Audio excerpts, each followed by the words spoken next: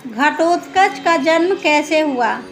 सुरंग के रास्ते लाक्षागृह से निकलकर पांडव अपनी माता के साथ वन के अंदर चले गए। कई कोस चलने के बाद भीमसेन को छोड़कर शेष लोग थकान से बेहाल हो गए और एक वट वृक्ष के नीचे लेट गए। माता कुंती प्यास से व्याकुल थी, इसलिए भीमसेन किसी जलाशय या सरोवर की खोज में चले गए।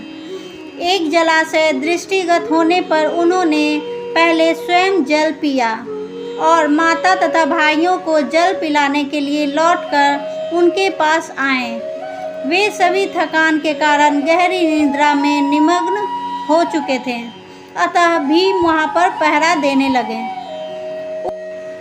उस वन में हिडिंबा नाम का एक भयानक असुर का निवास था। मानवों का गंध मिलने पर उसने पांडवों को पकड़ लाने के लिए अपनी बहन हिडिंबा को भेजा ताकि वह उन्हें अपना आहार बना सके।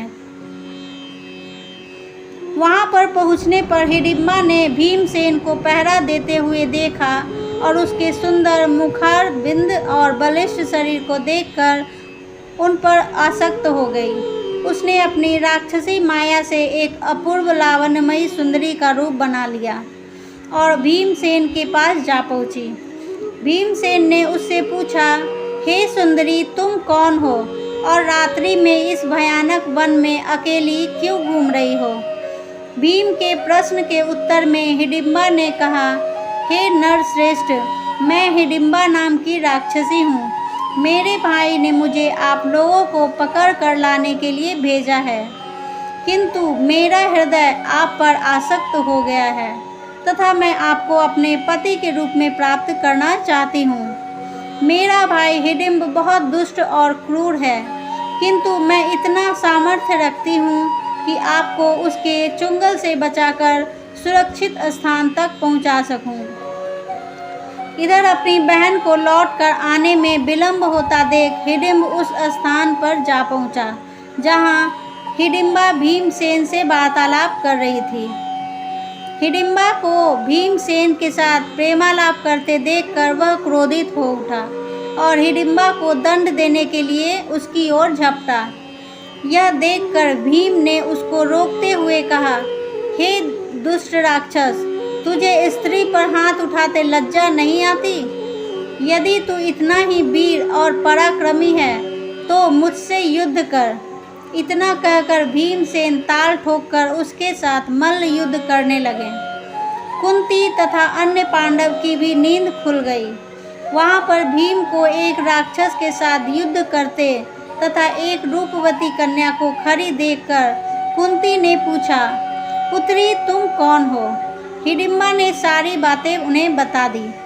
अर्जुन ने हिडिंबा को मारने के लिए अपना धनुष उठा लिया, किंतु भीम ने उसे बाण छोड़ने से मना करते हुए कहा, भैया आप बाण मत छोड़िए, यह मेरा शिकार है और मेरे ही हाथों मरेगा। इतना कहकर भीम ने हिडिंबा को दोनों हाथों से पकड़कर उठा लिया और उसे हवा में अनेकों बार घुमाकर इतनी तीव्रता के साथ भूमि पर पटका कि उसके प्राण पखेरु उड़ गए। हिडिंबा के मरने के बाद वे लोग वहां से प्रस्थान करने की तैयारी करने लगे। इस पर हिडिंबा ने कुंती के चरणों में गिरकर प्रार्थना करने लगी, हे माता, मैंने आपके पुत्र भीम को अपने पति के रूप में स्वीकार कर लिया है। आप लोग मुझे कृपा करके स्वीकार कर लीजिए। यदि आप लोगों ने मुझे स्वीकार नहीं किया तो मैं इसी क्षण अपने प्राणों को त्याग कर दूंगी। हिडिंबा के हृदय में भीम के प्रति प्रबल प्रेम की भावना देखकर युधिष्ठिर बोले, हिडिंबे, मैं तुम्हें अपने भाई को सौंपता हूँ, किंतु यह केवल दिन में तुम्हारे साथ रहा करेगा और रात्रि को हम लोगों के साथ रहा करेगा। हिडिंबा इसके लिए तैयार हो गई और भीमसेन के साथ आनंदपूर्वक जीवन व्यतीत करने लगी। 1 वर्ष व्यतीत होने पर हिडिंबा का पुत्र उत्पन्न हुआ। उत्पन्न होते समय उसके सिर पर केश न होने के कारण उसका नाम घटोत्कच रखा गया। वह अत्यंत मायावी निकला। और जन्म लेते ही बड़ा हो गया।